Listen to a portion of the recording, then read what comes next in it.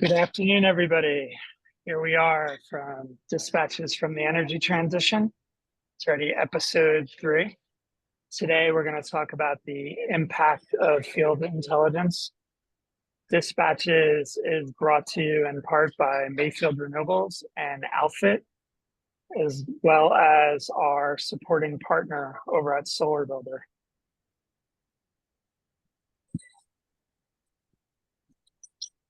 I'm Robert Cross. I'm the principal of Outfit. We are the clean tech marketing agency.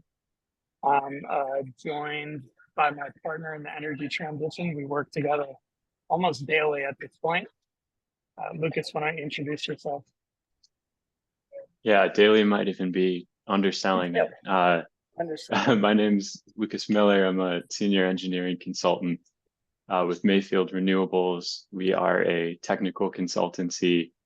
So we do engineering consulting for solar plus storage projects, as well as offering educational services for manufacturers and developers in the solar and energy storage space. And yeah, excited for this conversation today. You guys have an education summit coming up, right? We do. So for anyone on the call who's interested in getting more NABCEP credits or learning more, getting more technical chops on best practices, engineering codes and standards, Mayfield is hosting its first ever education summit this October 3rd in Austin, Texas. Conveniently, the weekend before Austin City Limits, a massive regional music festival. So encourage everyone to check that out. If you search our website, Mayfield Renewables, I should be able to find more information. And our guests today, I think we know these guys. Today we're joined by two experts in the solar fields. First up, David Penalva, CEO and co-founder of HelioVolta. David, do you want to introduce yourself? Sure. Yeah, thank you. First of all, thank you for having me. I'm super excited to be here today and share some insights. I'm the CEO and co-founder of HelioVolta. We are the developers of SolarGrade, which is a fieldwork and technical asset management platform. I have an engineering background. I've been working in the solar industry for over 18 years now. I'll pass it to Luke. Thanks, David. Hello, everyone. It's great to be here. My name is Luke Nichols. I'm a director of project management at Onyx Renewable Partners. We're a commercial and industrial solar developer and asset owner.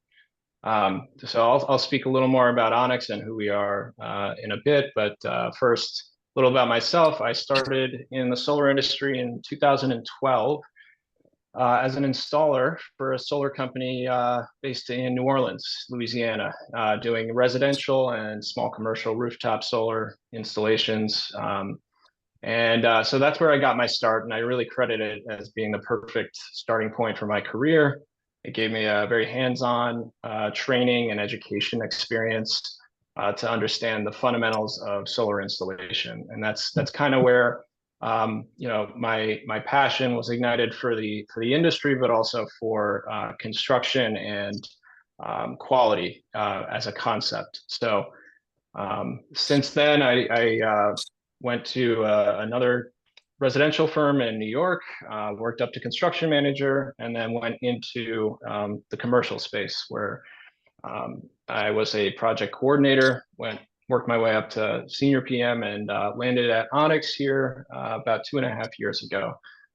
So it's been a great journey, and all of that experience, I think, lends itself to kind of the topic of discussion here today, which is largely about quality control and how we implement those best practices. So on the next slide, I think I'll just give a little bit of a background on Onyx itself.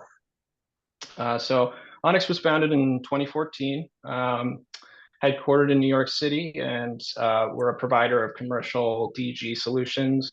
It's tailored to commercial, industrial, and public sectors. So as a company, Onyx uses its wide-ranging expertise to develop, finance, construct, own, and operate its PV assets. And I think those last two kind of aspects of our business give us a unique perspective on the subject of today's discussion, because we really see the full life cycle of a project from its inception to its commercial operation through 15, 20, 30 years of operation. So it's a little bit about Onyx and what we do. And our portfolio consists of really every type of PV project you can think of, including rooftops, carports, ground mounts, battery storage, community solar, et cetera. So our portfolio spans a diverse range of sort of categories. And in the past year, our company has roughly doubled the megawatts that we've ever built, and we're on track to build even more in this next year. So like many others in the industry, we're rapidly growing and continuously kind of building on that momentum. And with that, we recognize that, with the more projects that we take on, the more there's a need for continued and elevated focus on quality, which I'm excited to talk about today. So more on that later, but I think that is a good summary. Just a quick question as a project developer, and we're seeing the growth in our industry. What has you really excited right now?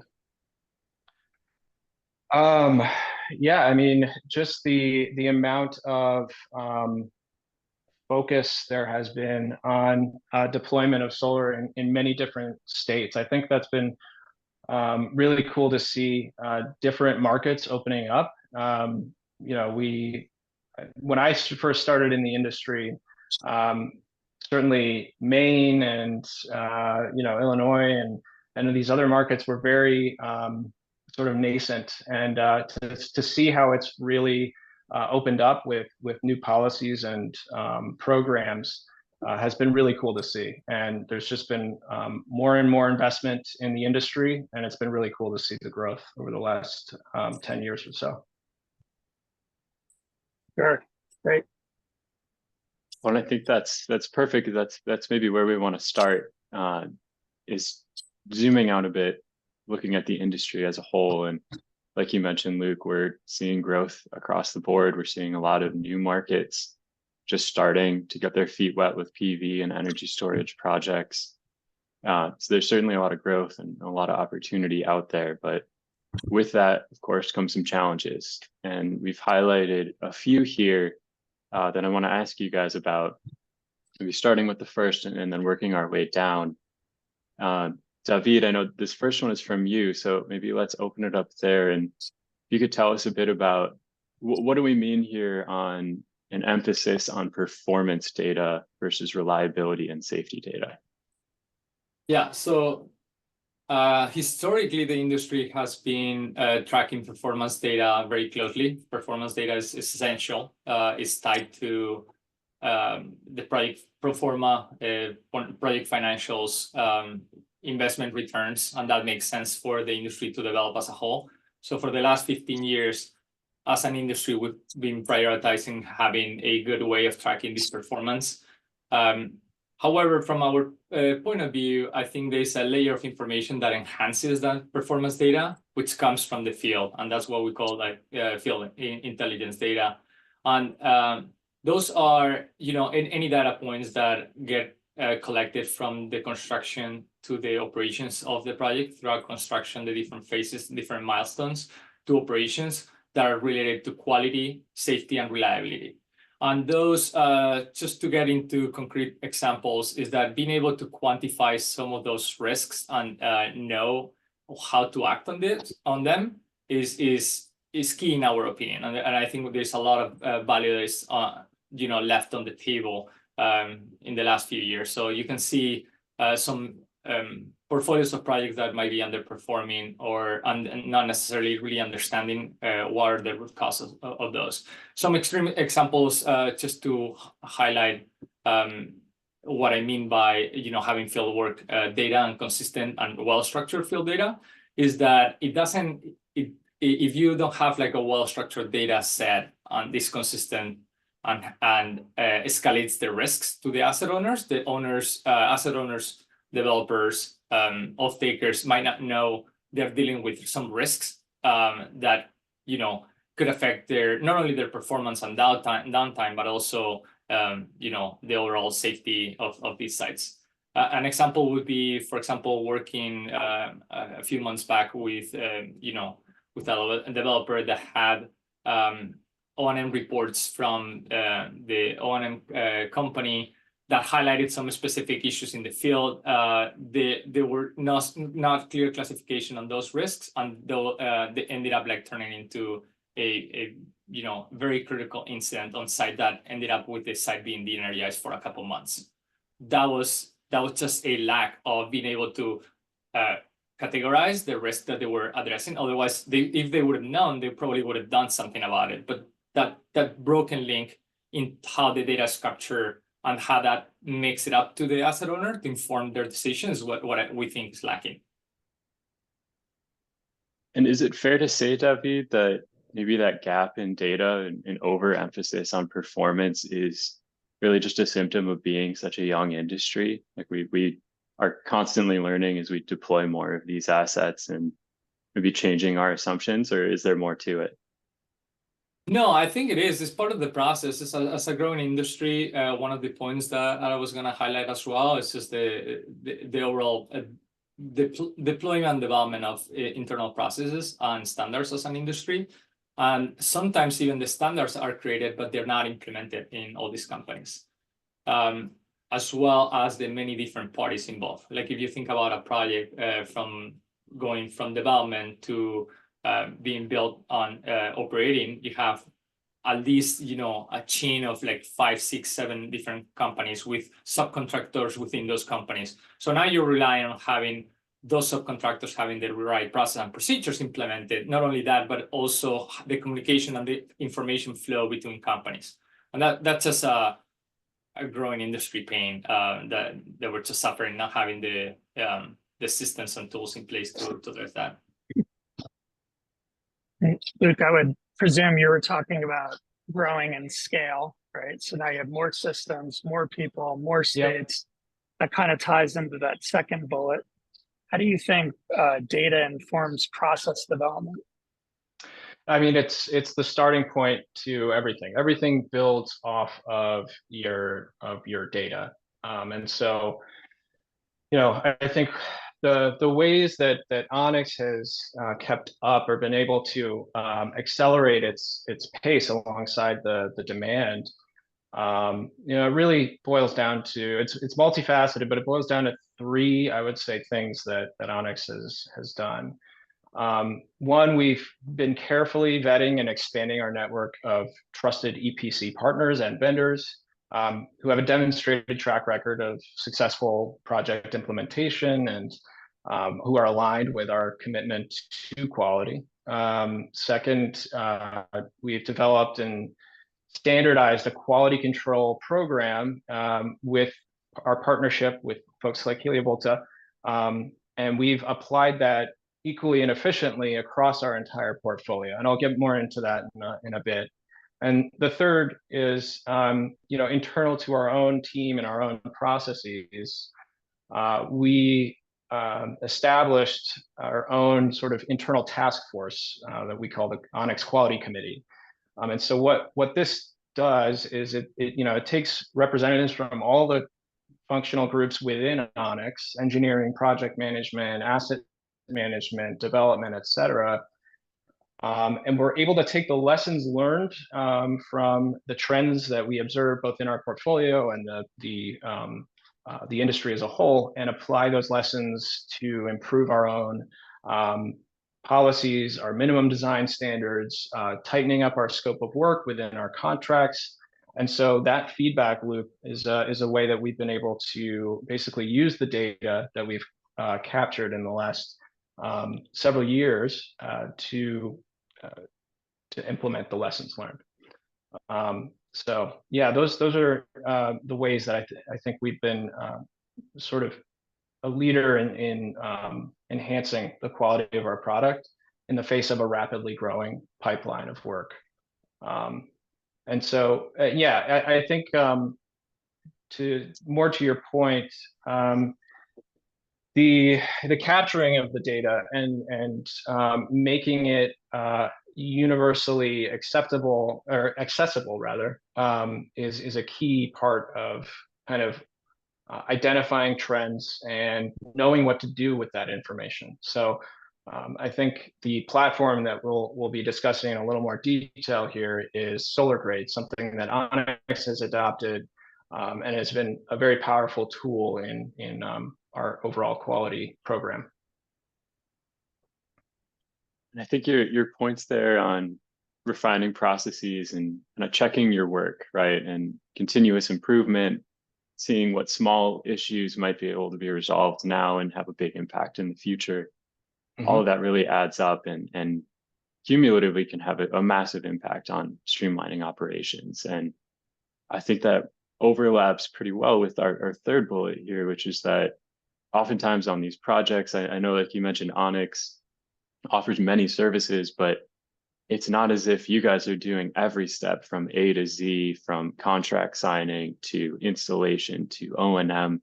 So if you could speak a bit about maybe some examples of collaborating with third parties, some of the challenges maybe associated with that, just what is a typical PV developer working with these days on that end? Yeah, absolutely. So, Onyx itself is roughly 60 plus employees. So, as you mentioned, we don't have our own in-house crews to build and construct these solar assets. We rely very heavily and carefully on select partners. So, one instance of that is, we have lots of different EPCs that are strategically located around the country who can support our pipeline of projects in various parts of the US. And so, each of those teams has its own personnel, its own processes, and so forth. And so, what's been really essential for us is to develop a baseline or a systematic approach to measuring the quality across the board, so that everyone is working within the same framework and being measured against the same metrics, and we're able to compare the overall health of our projects at various points, and we're comparing apples to apples. So by using a single kind of framework like the SolarGrade app and the inspections performed by HelioVolta, who again we've partnered with to perform a lot of our third-party inspections. That way, by using those things, we're able to get a good view and compare the overall health of our projects at a given moment in time. So that's been a really key part of this whole thing, is to implement a universal sort of policy and procedures around which you can work to develop these projects. Kind of a quick, sorry, go ahead, Lucas. No, go for it, Robert. Yeah, I was just thinking, David, we had a really informed conversation last year, and it's kind of stuck with me, and it's a little bit about your journey. I'm kind of curious how your work in the field has informed the development of the software tool, because obviously a lot of parties are involved to create such a robust tool. Can you provide a little bit of your perspective? Yeah, I mean, that has been essential. Basically, I think throughout my professional career, I had different roles at different companies where I faced the same problem. And that has been instrumental in building, SolarGrade, to really understand what are the pain points, what are the challenges that working in the field, have, and how do you streamline that process? How do you create structured data out of the work that gets done in the field in a very efficient way? So yeah, that's definitely one of the key. I mean, we could have, we were trying to initially solve a problem we were having ourselves. So there's nothing better than that with regards to building a product. You're trying to build a product that solves your own problems. That's that's a really great segue, obviously, to the slide. Renewable energy intelligence comes from the field. Talk a little bit about where the software stands today and the value it provides the industry. Yeah, so talking a little bit more about, kind of the inspiration for developing SolarGrade. We found that the field data collection process in the industry was not functional. Not only was not functional, but it also had a lot of value. That information and data had a lot of value. So started SolarGrade with 3 initial main objectives. That was 1, simplifying the fieldwork data collection process. 2, automating the whole reporting process as well. 3, structuring the data to create insights, and we'll be able to complement performance data. So right now we have our SolarGrade fieldwork and that and technical asset management platform is paired with a mobile app that is very intuitive to use, has a lot of standardized workflows, allows users just to walk through the specific daily routine they have in the field, and with simple clicks and photo additions can automate all their findings into a comprehensive database that creates actionables. Is very easy to share other work and punch lists with other inside of their organization or outside of their organization users within that workflow, and automates that whole process. So handing off information from within the same company or different companies and kind of get to a faster issue resolution and managing a lot of the field work and data. One thing with dispatch is we encourage audience participation. We have a question from Ronald Hamsky. He says he has a number of different projects that are EPC and will be sold as assets. The buyers have requirements that essentially say net attest everything, and that's their QA/QC process. Can you speak to the differences between just net attesting versus an actual QA/QC or commissioning process?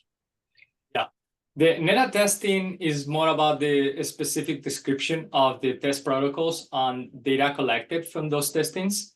So as a simple example, it could be the definition, very clear definition on taking VOC measurements at the string level and documented that those results. So that's great. I think that's part of the QA/QC program, but that's not everything. QA/QC process entails checking on process and procedures, doing ongoing quality checks, and verifying that actually the work that's supposed to happen in a specific way is happening in that way.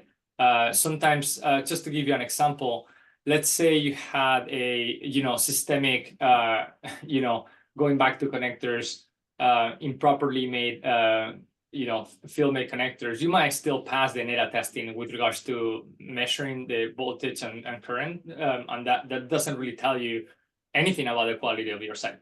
So I think that both are related. Net testing is part of the QA/QC program. Like that should be included. Luke, I have a question for you. It kind of comes up pretty often. So we work in the built environment, hardware, pulling wire, all these different types of things. How do you get the EPCs using the software tools? What has been your experience with that? Yeah, that's a good question. I think that's one of the things that's been somewhat challenging to implement is anytime a new software or a new platform is introduced, you have to educate your field crew to utilize the tool. One thing that's been really great about working with the HelioVolta team is that they've availed themselves to train our EPC partners to really get them familiar with the app. And it is quite an intuitive platform where you're able to not only identify the specific location of any observations that are made in the field, They are all geotagged, meaning there's a pin dropped right in the location. So that really minimizes the amount of time that the contractor needs to go searching for, X, Y, or Z deficiency. They're really able to maximize the amount of time spent actually addressing the issue. And so, that's just one of the features that I think is very helpful to the field team. So once they get familiar with it, it becomes like second nature to them. And so, yeah, I think the biggest thing is just having the resources available to, basically educate the teams on site who are actually going to be using this interface to understand its features and to utilize them correctly. So again, it's finding the right partners to assist with that. A team like David's, they have this great product and they're just very excited to get the message out. So any opportunity for them to kind of show how it works, they're ready and willing to do that. So it's very much appreciated from my perspective, being someone who's trying to get the inspection items addressed in the most efficient way possible. So yeah, that's a little bit about the challenge of working with a new software like this.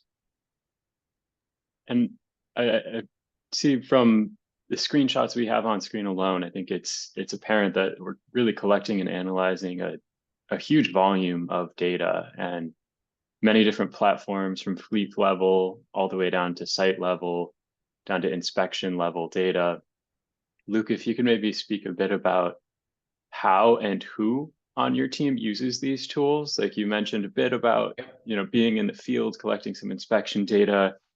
So that all the way upstream to some of this fleet level data that we see on the laptop screen here. Like, are you yourself analyzing fleet level data, and what does that interaction look like? Yeah, absolutely. I guess so. Starting with the project level data. So our project management team is responsible for working with the EPC partners to find and correct all deficiencies prior to, our handoff. So basically, a project that's under my supervision will start. I will start to get involved around pre-development and development of the project. I'll really take the reins as construction begins and notice to proceed is issued.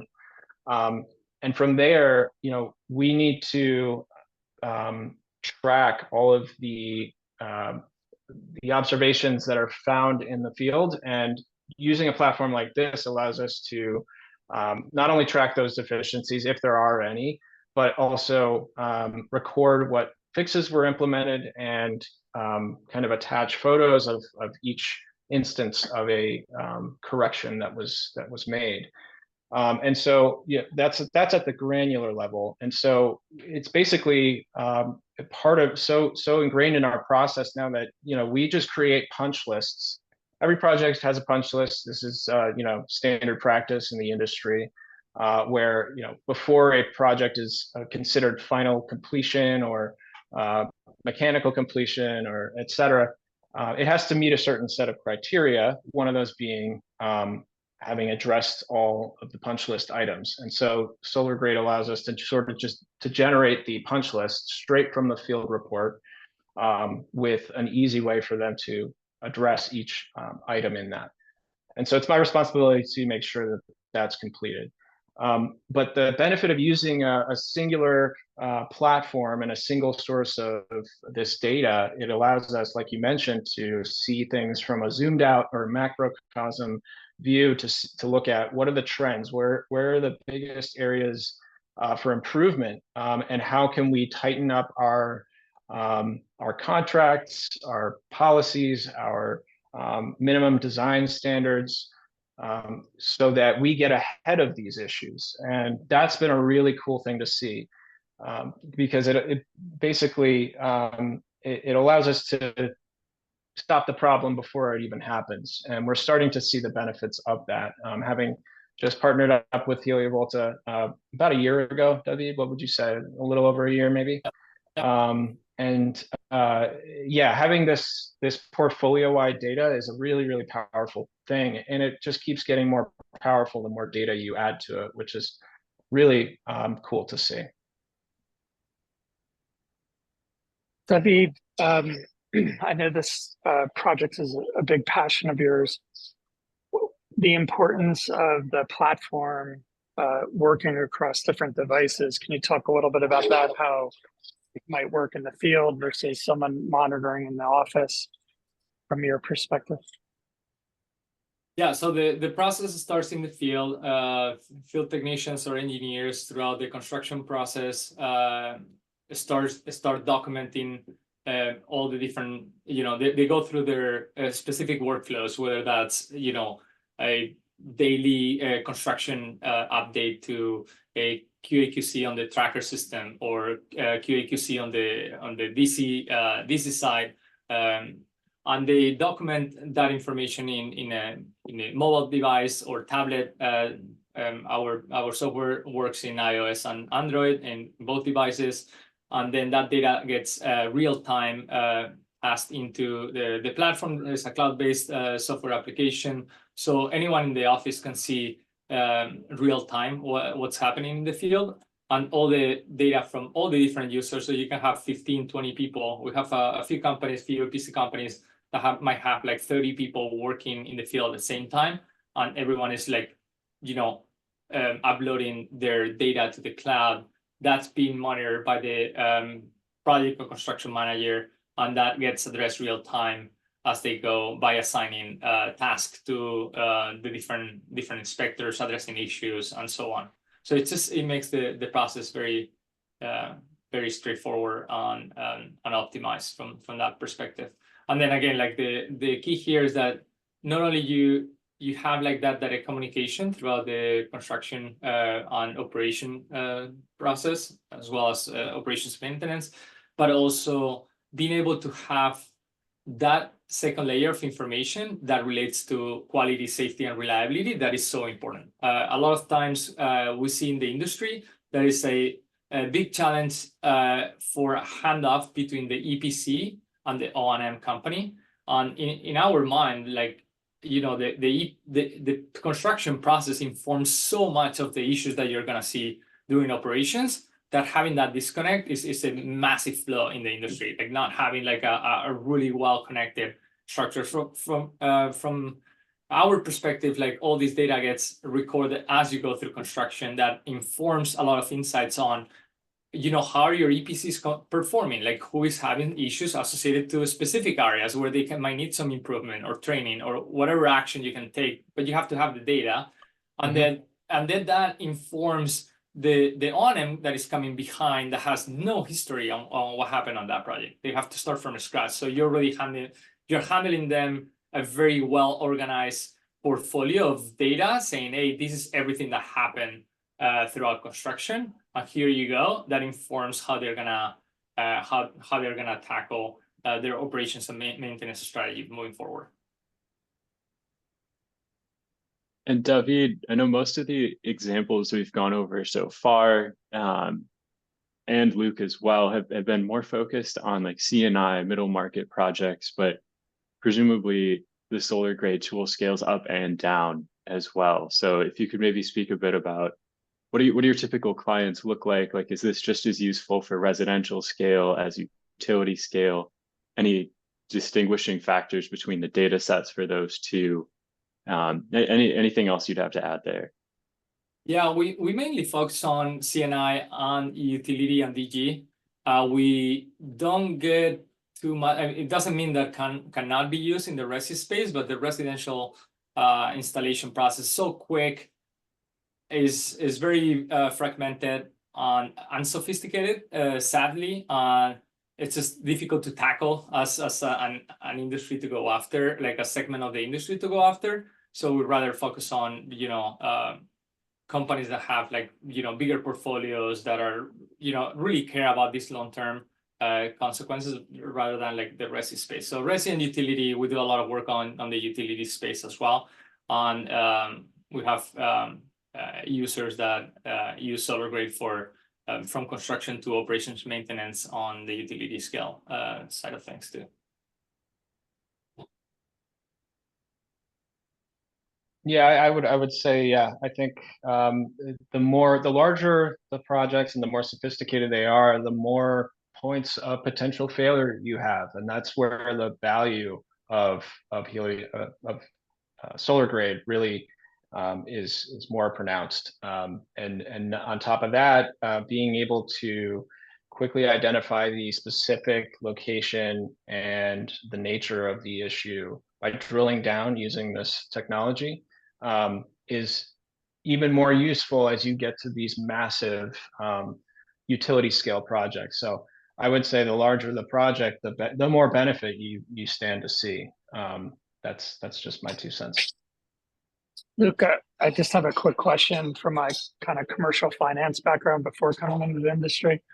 So as the industry scales, obviously, as a developer, you want to match the returns from a design and modeling perspective. But can you talk a little bit about mitigating risk and that important side, particularly as we grow as an industry? Yeah, absolutely. I think David had a very good example of how, we have sort of one school of thought, which is, performance based and only looking at the metrics of how is the system producing versus a system that might be producing well, but all of a sudden, because there's been underlying issues over a long period of time, the system goes down for many months at a time. And so really, I think it's looking at performance and safety and quality and reliability all as part of the same thing. I don't think they should be distinguished from one another, because if there is a critical failure, your system will be either down or partially not producing while you work to address whatever the fix might be. So whether it's replacing a piece of equipment or so on and so forth. Yeah, I think that's generally how I would look at it. Is the safety and reliability aspect cannot be decoupled from your performance data. Just because your system is performing today just fine, that does not mean in 2, 3, 5, 10 years from now that it will continue operating at its maximum capacity. So that's why it's really important to do these very thorough on-site quality control inspections. And it's why we've made the investment in having a third-party, non-biased, sort of, in a way, an extension of Onyx go out to assess these sites and give us a very kind of objective look at the performance and overall health, regardless of whether it's the system is on. I mean, that's one of the things that we've learned as we've gotten, as we've seen the value of doing these inspections. We're starting to do them earlier and more often, because a problem that you find and catch early is a fraction of the cost of fixing it after the fact, once the system's been turned on, maybe has been running for several years. That's when things start to get really costly, and not to mention the PR fallout from a critical failure on a site. Nobody wants that. It's bad for the industry, and it's bad for the individual stakeholders. So yeah, we've found that taking the proactive approach and spending a little bit of extra money and resources on catching those things early is no question worth it. Thanks for the additional context, Luke. Sure. So I think there was a big report that was released today, and that will get us to our next slide. So the 2024 SolarGrade PV Health Report is the second edition here. The report highlights analytics from 100,000 PV health data points and analyzes issues by risk and project stage. So anybody who's into quantifying data, here we are. David, talk a little bit about everyone knows, right? Like, you want to do analytics, you want to measure process improvement. Those inputs really matter. So Where do these inputs come from? How do you gather all this information for such a report here?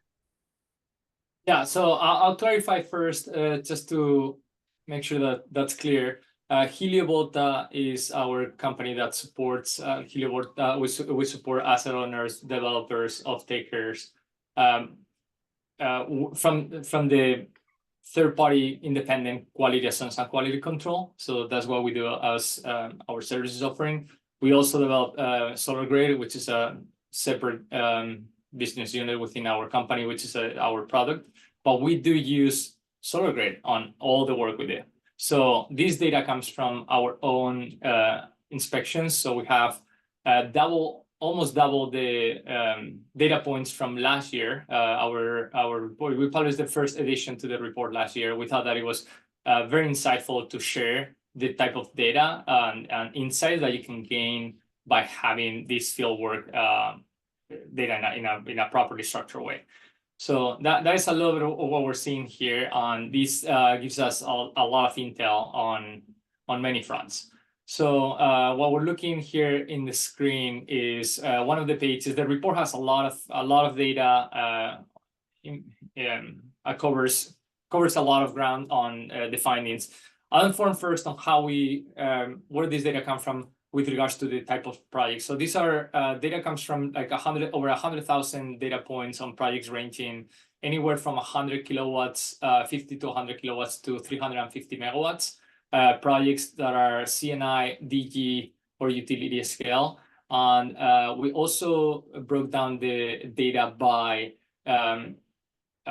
site inspections associated to projects under construction. So anywhere from commissioning to post-commissioning, compared to inspections related to operating assets. So it's a 50-50 split on our data set.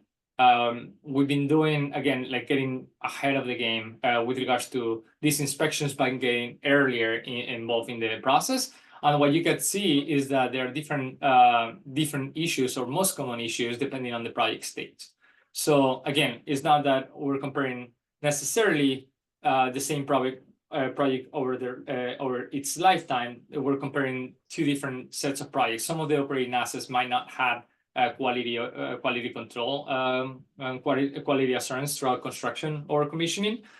So you start seeing a lot of different trends. Typically, you see higher critical issues that could develop over time in operating assets. If you catch anything throughout the construction, those go into a punch list and they usually get addressed, so mitigates the risk. But looking at the slide, we're seeing 10 most common issues on new constructions, going from labels missing, duct seal, grounding missing, wire terminations, and you also can see the breakdown by severity of the issue. So the yellow bars are associated to majors, and the critical are in orange. So for example, you see on one of the most common issues on operating assets, these are hotspots. Within the report, we'll drill down even farther on this data, and it gets pretty detailed. We're very excited because there's a lot of information there, a lot of like eye-opening data on key takeaways that I think we all should reflect on start like questioning how can we improve those results. I guess that's my follow-up question for you. Is there anything that surprised you about this year's report, or any opportunities just from your initial take? I know that you can sit with it, you can look through it, you can really work through it, but what stands out to you this year? Yeah, so I would highlight, the main highlight is that we still see a high percentage of projects that have critical and major issues that over 72%, which is totally unacceptable as an industry. We're still far away from where we need to be. And I think that highlights the amount of work that needs to be done on overall training on our labor force, as well improvement on processes, better data collection, third-party QA/QC, and all these things. So it's just that would be one of the highlights of the report. And David, you mentioned your data set here is almost doubled compared to last year's report. So were there any, kind of along the lines of Robert's question, any surprises or continuations from last year to this year? Did you kind of build off of the trends that you guys noticed in last year's report and provided more data and context to back those up this year, or did it illuminate anything new? Yeah, so this year we tried to take a couple of different approaches to the data. So we didn't want to show the same data, just the update for the year and kind of showing the same charts. So we incorporated the concept of the project stage, where you have new construction versus operating assets. New construction, again, like these are quality, third-party quality assurance checkpoints that are anywhere from, commissioning to post-commissioning within a month of a site being operational. And then compare that data to projects that have been operating for a couple of years and what we see out there. So that's one that is broken down in the report. So it kind of drills into both. And the other one is more about the risk assessment. I think last year we were talking about risks, but without really defining in a deep level what we meant about it. And this year we decided to open source or share with the industry the way our company makes decisions on how these risks are being classified. And again, we looked at a lot of the different practices inspired in the FMEA, which is failure mode and effects analysis, standards. However, those standards never get deep into how, like you still ask the question, so what is the severity of this issue? But it doesn't give a concrete procedure for the person that is assessing the risk in the field to be able to classify it. So we broke this down into a very concrete number of steps that will ask like different questions with regards to a few different areas. They go from electrical safety, thermal, codes and manufacturing specs, and then it gets into, that will assess the severity of the issue. And then it gets into the likelihood of catastrophic failure for that issue and the frequency. That gives you the likelihood, and then severity and likelihood allows you to calculate, and this is kind of proprietary on how we do it, and we wanted to kind of open source that, like the way we do these calculations, to be able to come up with a risk score for all of the findings. The reality here is that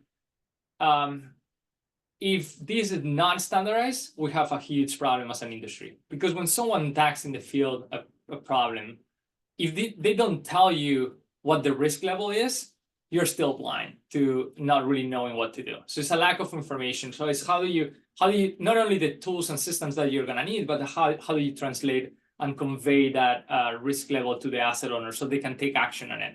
A lot of times when you drill into root cause analysis, which we do a lot of root cause analysis, unfortunately, on very catastrophic events, you understand like there was a disconnect. It's just not that they didn't want to take action. It's just they didn't know they had this problem.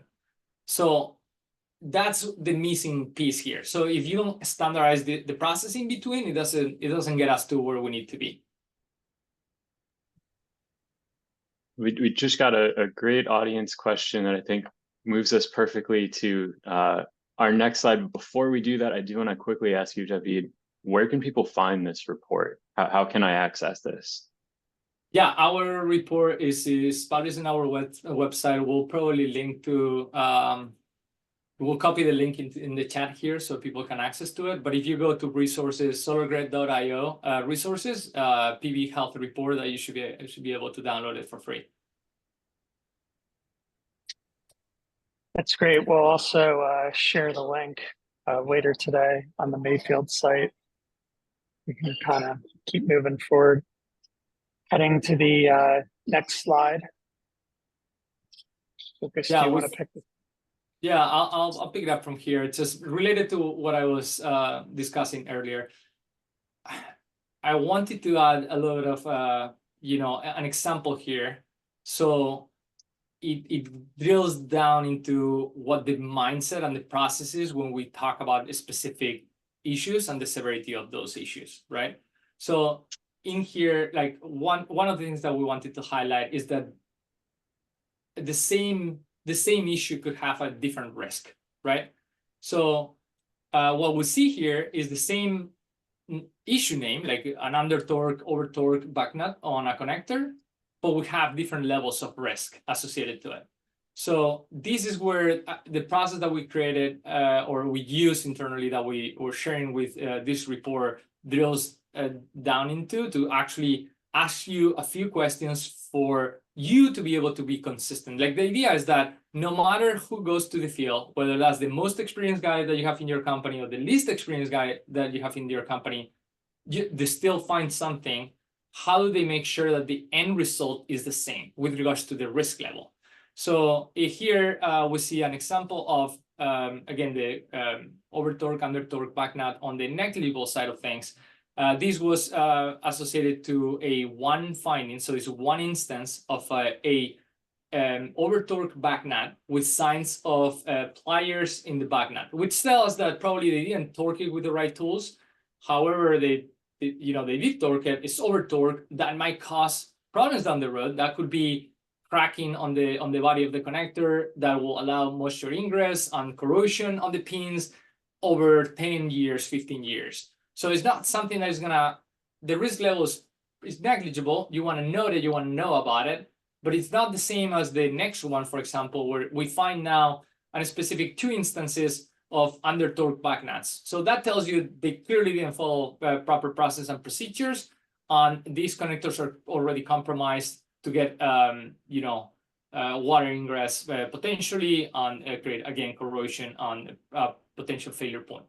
However, this is not the same as having the same issue, but when you're seeing this same issue with systemic, like you're seeing under torque back nuts systemic on a site on all the field mate connectors, combined with a cross mating of those connectors to the module connectors. Now you have a stacking of issues. I mean, the risk profile is completely different here. Now you know this is going to be a problem, a real problem. You really need to address that. And again, like the last one, it kind of speaks on its own. A critical issue will be something that poses an immediate safety risk for personal property. We're seeing like melted connectors. These are still energized. That's a big deal. You need to take an action right away. That's what it means. So the risk level defines the action, which is key here. It's not only what is the process to define the risk level, but what is the action associated to that risk level. On a critical issue, you might de-energize that string right away. You need to take action, remediation as soon as possible. That means now, like not tomorrow. Like this is a safety risk now for personal property. While in major and for example, we might be having a little more, like it's still a big deal. You might not have the parts. You might isolate the issue and then address it. You might hand it off as a construction punch list that you want to make sure that it gets addressed and so on, versus a minor that you might have enough time to go to the next PM. These back nuts are going to be a problem long term, but yeah, it's not going to fail catastrophically if you're not seeing other things like, the connector being hot or something like that. So this is something you want to fix, but you still have time. You want to optimize for optimizing. So you want to optimize for the cost of remediation, as I pointed out. Like then the negligible issues, you want to really keep track of and then assess when is the right time to address them, because it might not have economic sense to address them for the risk level, and you might tolerate that. So that's the whole conversation we wanted to open up to the industry, which I don't see that as a topic being discussed very often. And David, you've touched on this a bit. We did get a question from the audience about the definition of these categories. So, like, for example, does that indicate fire or an immediate fire risk? Yeah. Or these are all rooted in FMEA standards, or any details you could add? Yeah, they're all rooted in FMEA standards, but we have like our own a slight tweak to how we use it, and it's very specific, like more specific to how we use it in solar. So a critical would be an extreme risk, and the action would be immediate self-isolation, remediation as soon as possible, ideally before leaving the site. A major will be a high risk, which needs to be remediated as soon as possible in operating assets or prior to a handoff in new construction. A minor would be a medium risk, which means remediate during the next scheduled site visit. And the negligible would be a low risk, which is minor and okay with skipping remediation right away, but you wanna keep an eye on it. And how often do you see that a negligible issue rises to the minor category, or minor to major, or et cetera? How often do these issues go from lower tier to higher tier? It's pretty, I mean, is the pathway of these failures. There's no way back. A minor issue never goes back to negligible. They only go forward. So it depends on the issue for the timeline. A lot of these issues might take years. As well, like if you look at, for example, a hotspot on a solar model, yeah, it's probably fine for a few months. For a couple of years, it might damage the backseat. For a few more years, it might actually cause a fire. So how that evolves, that's part of the problem here, is that these safety and reliability risks are not baked into the equation because we're getting through the process of rapidly growing. Let's do these sites, let's connect them, getting forward, they produce energy, we're good to go, they're performing, we're moving forward. And then you just don't know the kind of worms that you're dealing with if you haven't done your homework. Right, and I see we are approaching the top of the hour here, so I do want to keep us moving. We've got just a couple kind of overarching key takeaways here for the audience. I think overall, main ones being just it's important to get ahead of any challenges. And like David and Luke have noted, the best way for us to do that is to have a clearer picture of the projects we're working on and collect as much data as we can from early stages all the way through project development and operation. But I do want to open it up. I know we have a couple minutes here. Luke, anything that you want to add, any key takeaways here or notes that your team has gleaned from collecting more data from the field? Yeah, absolutely. I think I just wanted to comment on that last slide. I really like that last slide because it's a great illustration of how small problems or negligible issues can become issues over time when not corrected or maintained properly. And so, this is an example of why we've started to establish checkpoints earlier on in the project lifecycle, because again, finding and correcting an issue at the very beginning or before it even happens is in no uncertain terms much easier and cheaper to do than it is to correct on the right side of the page where you've already gotten a critical failure. So what we've done in our practices is we've implemented third-party inspections early in installation. So around the golden row, which is where we have a full row of racking modules all completed and the wire management is done, we will go out and inspect that and catch any of these installation errors early on so that we can correct them going forward and say, hey, this is what the rest of the site should look like. So establishing that in the beginning, middle being at mechanical completion. So before anything is turned on, we go back to the site, revisit it, walk the entire thing and do a thorough check of connectors and many other points to get out ahead of corrections before the system is energized. And then finally, one post-commissioning inspection. And so that framework has been it's hard to describe how valuable it has been. It's just been a very seamless way to implement these quality control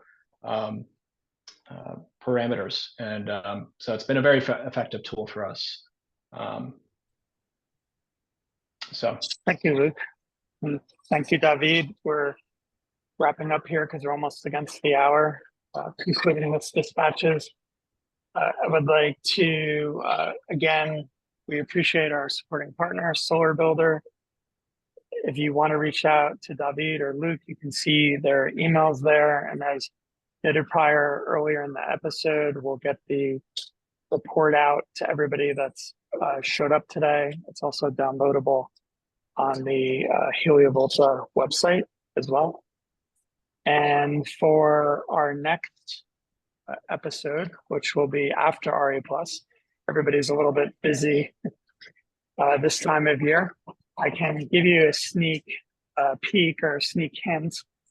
It will be all about BESS, utility scale battery energy storage systems. We've got a couple great guests lined up. Just haven't pulled the slide together yet. Anything else before we go, Lucas? I don't think so. Just, yeah, I want to thank David and Luke once again. For everyone on the call, you'll get an email. This recording will send links to the SolarGrade report and a bit more information on next month's dispatch and the Mayfield Education Summit. But yeah, thanks again for everyone who tuned in, and David and Luke, thanks for sharing your expertise with us. And a pleasure. Thanks for having me. Thank you.